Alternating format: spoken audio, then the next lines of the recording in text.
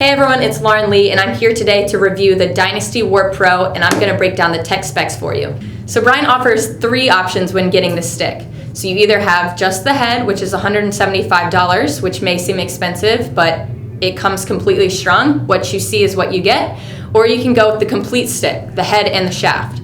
There's 2 options here. So you can either get the Warp Minimus, which is $250. That is their higher end shaft. They say that this is the lightest shaft that is offered by Brine. Or you can get the Dynasty shaft. So that is their lower end. That is $220 for the complete shaft and head. So we purchased just the head from sportstop.com. It actually doesn't advertise how much the complete shaft and the head weigh together. So we here at HQ, we weighed just the head, and it came in at 165 grams. When you compare that to a strung crux, that came in at 166 grams. So it is very competitive with all of the heads on the market right now when it is completely strung. So these heads come in 3 different colors. You have an all black, an all white, and what I have holding in my hand right here, which is a gray head with black stringing. So if you're looking to get a Dynasty complete, that comes in 3 different color options. You can get an all black head with a black shaft, what I'm holding right here with a black shaft, and then an all white stick with a white shaft. So remember that these are interchangeable, so you can color choose however you want. So when we're talking about the Minimus Complete, that only comes in 1 color option. So that is the complete black with a black shaft. So Brine just released their commercial for the Dynasty Warp Pro, and honestly, I think it is one of the coolest things that has ever been released to advertise a woman's product. So my interpretation from that commercial is that they are advertising this to not only the pros, but to young girls that are just picking up a stick.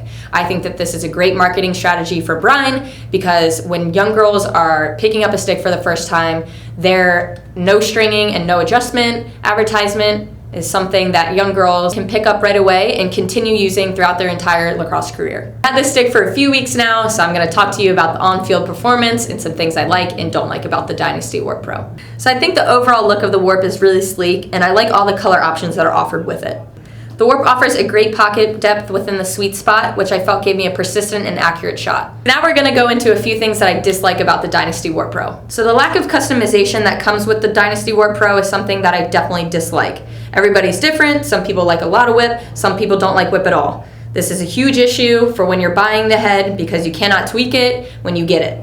So I would actually suggest going to the store and testing it out to see if you like how it shoots and passes. But if you were to buy this head online, Brine actually does offer a full return policy. Although the head has a sweet spot built into the pocket, the surrounding material actually is so tight that I felt like I didn't have any control or hold when I was cradling and shooting. Also, I would not recommend this head for a draw specialist or someone that does the draw.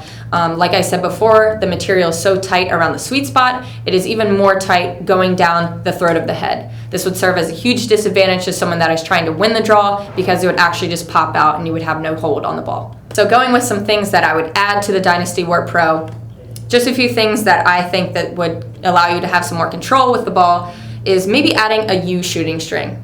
I feel like that would give you some more control when you're cradling and you're shooting and you're passing. So another way to give you some more control when you are cradling or shooting is to kind of loosen this area around the sweet spot.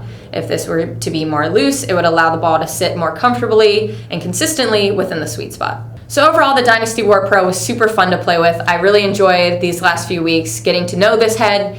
Overall, it had a very smooth and accurate shot, which I really enjoyed. And I think that Brine is going in a really good direction with this.